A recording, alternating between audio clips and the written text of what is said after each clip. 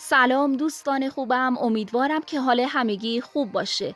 امروز میخوام یک پروژه بسیار معتبر رو بهتون معرفی کنم، پروژه استار کوین.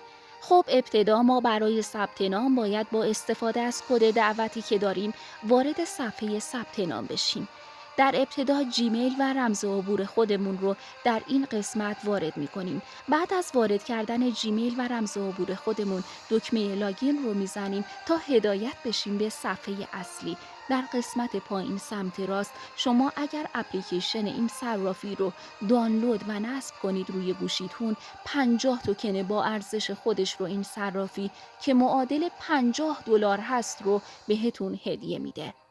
بعد از دانلود و نصب اپلیکیشن روی گوشیتون جیمیل و رمز عبوری که قبلا باهاش ثبت نام کردید رو در این قسمت وارد کنید. بعد از وارد کردن جیمیل و رمز عبور خودتون دکمه لاگین رو میزنید تا وارد اپلیکیشن بشید.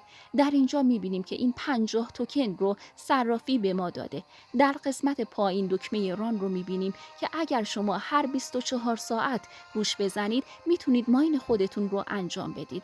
این صرافی قرار 500 میلیون از توکن با ارزش خودش رو در پایان بین کاربرهای فعالش توزیع بکنه.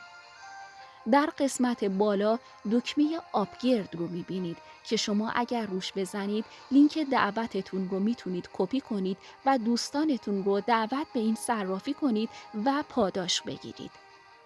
امیدوارم که پرسود و موفق باشید. خدا یار و نگهدارتان.